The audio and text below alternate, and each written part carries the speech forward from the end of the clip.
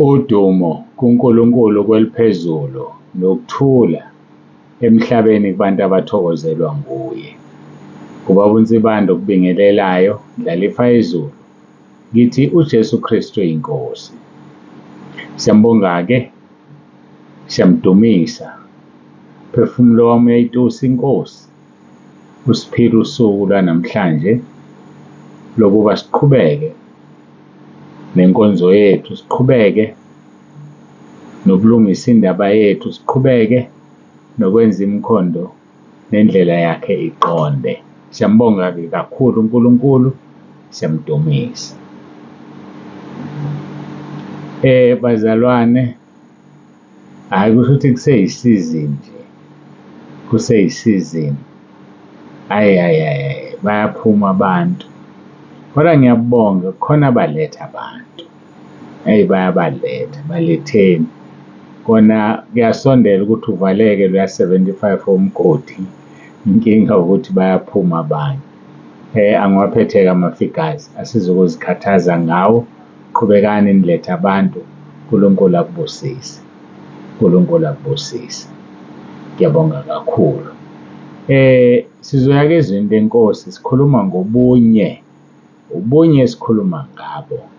Izolo-ke besikade sesikhuluma ngokuprofetha. Sikhulume ngokuprofetha. Sengathi soke sigxile-ke sizama ukucacisa indaba yokuprofetha. Ke sizame ukuyicacisa yokuprofetha, ihlangane futhi nendaba yezilimi ngoba kuyahambisana lento. Ke sizwe ukuthi izwi lenkosi lithini ngokuprofetha, lithini futhi ngezilimi. Ayike ngicabanga ukuthi ngaphandle kokuthi ngipholise amaseko, asiguqe sikhuleke siye kuNkulunkulu wethu. UJesu Kristu yiNkosi.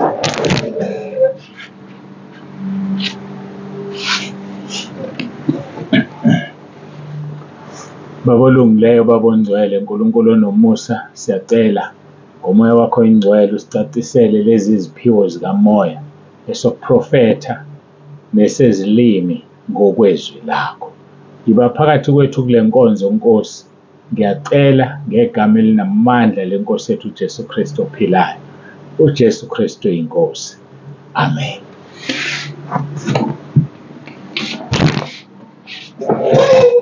Siyambonga-ke kakhulu uNkulunkulu wethu, siyamdumisa. UNkulunkulu ophilayo. UNkulunkulu ophilayo ngendlela emangalisayo. Sizoya-ke ezweni eliwumgogodla ngokaJohane chapter 17 verse 20 and 21. Umkhuleko wenkosi yethu uJesu Kristu ezikhulekela yena nabafundi bakhe nabo bonke abakholwayo. Verse number 20. Angiceleli laba bodwa, kepha nalabo abakholwa yimi ngezwi labo, ukuba bonke babe munye njengalokhu wena Baba ukimi nami ngikuwe, ukuba nabo babe kuthina, ukuze izwe likholwe ukuthi wena ungithumile. Asiphoqi ukuthi izwe likholwe, kodwa sisenze ubunye. Asibholofithi sitshela abantu iy'ndaba zabo ngoba sifuna ukuthi izwe likholwe. Asikhulumi ngezilimi ngoba senzela ukuthi izwe likholwe. Cha, sifanele sibe munye, izwe lizokholwa. Okay, asiye-ke ezwini lenkosi elisithathela sibeka la Efesu chapter 4. Sosuka kuverse 2. Ngokuthobeka konke nobumnene, ngokubheka kade nokubekezelelana ngothando, nikhuthalele ukugcina ubunye bukamoya ngesibopho sokuthula. Verse 4. Munye umzimba, munye umoya njengalokhu nabizelwe ethembeni linye lokubizwa kwenu. Yinye iNkosi, yinye inkolo, munye umbhabhadiso, munye uNkulunkulu uyise wabo bonke, ophezu kwabo bonke, okubo bonke, ophakathi kwabo bonke. Sizoshiya-ke siye kwabaseRoma. KwabaseRoma siqala ku-5 Roma chapter 12 verse 5. Kanjalo thina esibaningi simzimba munye kuKristu, kepha ngabanye siyizitho omunye komunye. Verse number 6, Romans chapter 12. Sinezipho zomusa ezahlukeneyo ngokomusa esiwuphiweyo. Uma singesokuprofetha, asiprofethe ngesilinganiso sokukholwa. Ilapho-ke la sikhona sikhuluma bazalwane ngokuprofetha. Uma siprofetha, asiprofethe ngesilinganiso sokukholwa. Izipho lezi zikamoya. Ake ngiqale sivula abaseKorinte bokuqala chapter 12. Basekorinte bokuqala chapter 12. Mhlamba ngiqale verse 1. Angazi-ke ngoba side le chapter, kodwa kusho ukuthi-ke sisahlezi ebunyeni ngoba ihambisana nobunye. 1 Corinthians chapter 12. Iziphiwo isihloko lesi, iziphiwo zikamoya ezahlukeneyo nokuphathwa kwazo. Ziphathwa kanjani iziphiwo zikamoya ezahlukeneyo? Verse 1. Kepha maqondana neziphiwo zokomoya, angithandi bazalwane ukuba ningabi nakwazi. Niyazi ukuthi nisengabezwe naholekela kuzo izithombe eziyizimungulu, nakuba naholwa kanjalo. Verse number 3. Ngakho ngiyanazisa ukuthi akukho umuntu okhuluma ngomoya kaNkulunkulu ongathi kathukwe uJesu. Futhi akukho umuntu ongathi uJesu uyinkosi kuphela ngaye umoya oyingcwele. Yazi ngihlekiswa yini? Ngihlekiswa ukuthi abantu abahlulekwayo ukuthi uJesu Kristu uyinkosi abanaye umoya oyingcwele. Ngake ngayisho lento. Isikhashana nje futhi eziningi. Ngingasalikhumbuli leli vesi ngoba ngeke ngisho ukuthi angilazi. Kodwa lithini namhlanje? Lithi, ngakho ngiyanazisa ukuthi akukho umuntu okhuluma ngomoya kaNkulunkulu ongathi kathukwe uJesu. Futhi akukho umuntu ongathi uJesu uyinkosi kuphela ngaye umoya oyingcwele. So abantu abamelene negama elithi uJesu Kristu uyinkosi, uphawu lokuthi abanaye umoya oyingcwele. Uma wake wabakhona sewathutha, ngoba uyathutha phela, ahambe uma ungamlaleli. Kuthiwa akekho ongathi uJesu akathukwe uma enomoya oyingcwele, enomoya kaNkulunkulu. Nawu-ke sesiyazi ukuthi uma uthi uJesu Kristu uyinkosi, kuphakathi kokuthi ukusho ngenkani umoya wakhe awuvumi noma ingoba unomoya ongcwele. Uma umelene naleli gama, ingoba umoya oyingcwele akasekho, sewathutha kuwe. uJesu Kristu uyinkosi. Asifilele verse 4. Kepha kukhona iziphiwo zomusa ezahlukeneyo, kepha nguye lowo moya. Nguye, lalela leli gama, nguye lowo moya, hayi ukuthi yiwo lowo moya, cha. Unesiqu njengomuntu umoya oyingcwele, kuthiwa nguye, engathi kukhulunywa ngomuntu, hayi ukuthi yiwo. Qaphela ungathi umoya oyingcwele yiwo noma wona umoya oyingcwele, cha, kuthiwa yena umoya oyingcwele ngoba unesiqu naye, uzimele ebuthathweni bunye bukaNkulunkulu. Qaphela-ke, kungabe uyamthuka umenza into umfanise nomoya ovunguzela emnyango, cha. Unguye umoya oyingcwele. Kuthiwa-ke kepha khona iziphiwo zomusa ezahlukeneyo, kepha nguye lowo moya. Verse 5. Kukhona izinkonzo ezahlukeneyo, kepha yiyo leyo nkosi. Iziphiwo ziqhamuka ngomoya oyingcwele. Izinkonzo, ministries, ziqhamuka ngayo leyo nkosi enguJesu. Ngake ngasho-ke, ngohlala ngisho uma uNkulunkulu ethi ngisho, ngabizwa inkosi uJesu mina. Yangimemeza ebusuku, yathi 1, ungagijimisa imali ngegama lami mina Jesu. So-ke Inkonzo engiyinikiwe ngiyinikwe iNkosi uJesu, kodwa iziphiwo enginazo ngizinikwe uMoya oNgcwele. Inkonzo enye into, iziphiwo enye into. Ngiyethemba siyahambisana lapho. Verse 6, kukhona imisebenzi yamandla eyahlukeneyo, kepha nguye lowo uNkulunkulu osebenza konke kubo bonke. Imisebenzi yamandla yenziwa uNkulunkulu ngomuntu. Inkonzo yenziwa iNkosi uJesu ngomuntu. Iziphiwo zinikwa uMoya oNgcwele ngomuntu. So laba bantu bobathathu, ubuthathu bunye bezulu, bunemisebenzi yabo.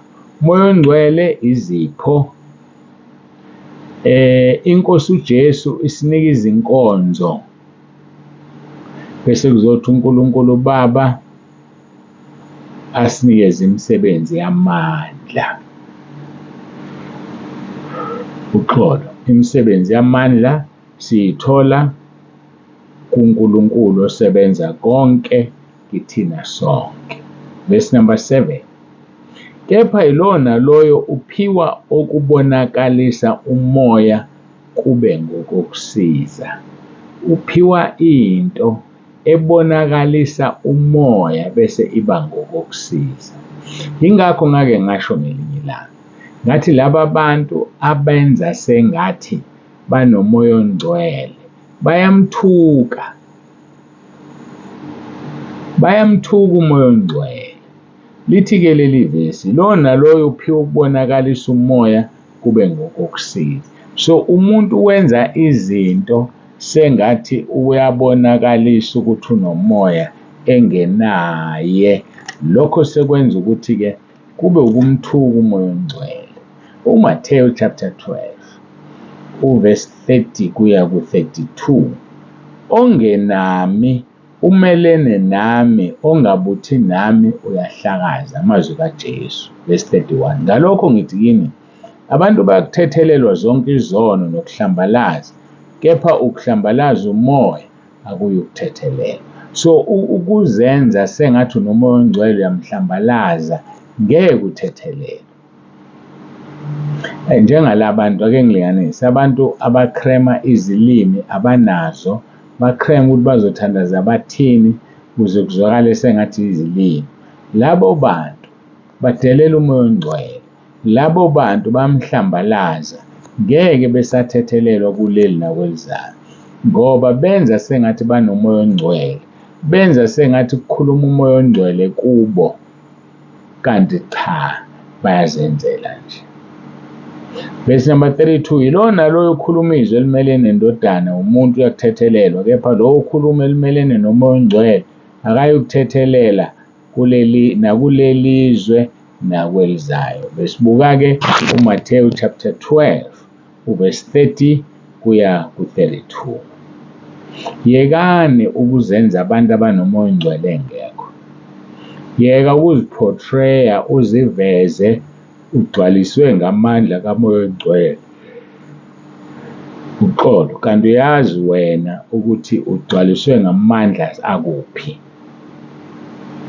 Uzidalela icala-ke lokuthi noma usuphenduka ungathetheleli isono sakho. Asibuye-ke size kwabaseKorinte bokuqala chapter 12 verse 7, kepha yilona loyo uphiwa ukubonakalisa umoya kube ngokokusiza. So izinto esiziphiwayo kufanele ziveze noma ziportraye uMoya oNgcwele futhi kube ngokokusiza.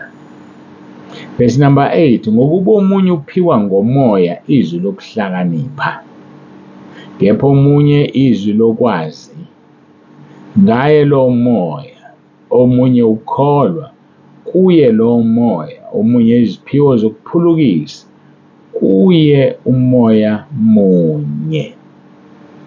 So ziningi iziphiwo esizinikezwa umoya. Uphiwe nje izwi lokuhlakanipha.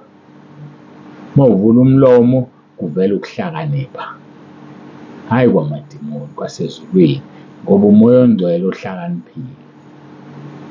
So abanye baphiwe izwi lokuhlakanipha. Kungaba yizwi eliseBhayibhelini oshumayela umuntu kuzwakala ukuthi cha, lo muntu uhlakaniphile, he's intelligent. ngendlela ashumayela ngayo uhlakaniphile usibanibani. Kanti cha, ukuhlakanipha lokhu enimnika kona enimkhredithi ngakho akusikona okwalo. Umoya ongcwele omnike ukuhlakanipha. Ukuba omunye uphiwa ngomoya izwi lokuhlakanipha, kepha omunye izwi lokwazi ngaye lowo moya. Abe umuntu owaziyo kube sengathi kwasa esemnyango, kanti cha, lokho akwaziyo ukwazi ngaye lowo moya, umoya omnikezile. Yayizwa-ke indaba kamoya. Ngokuvuma kwenkosi sizoqhubeka ngoba ngifuna sicaze sihlukanise phakathi kwesiphiwo sezilimi nesiphiwo sokuprofetha. Ngizoyibamba la ngokudinwa inkosi sokuqhubeka naye uvesi 8 ngomusa kaNkulunkulu ngomso. Ngiyacela sigoqe sikhuleke.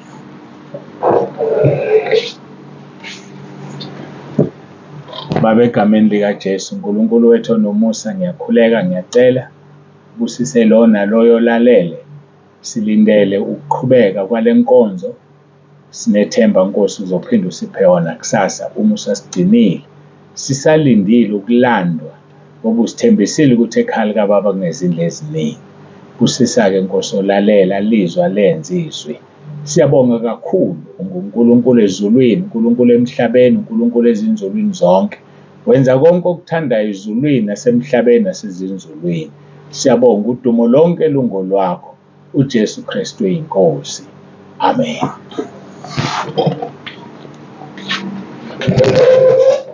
Siyambonga-ke kakhulu uNkulunkulu, siyambonga, siyamdumisa. Baba uNsibanda uyavalelisa, uthi ube nosuku oluhle. UJesu Kristu eyinkosi.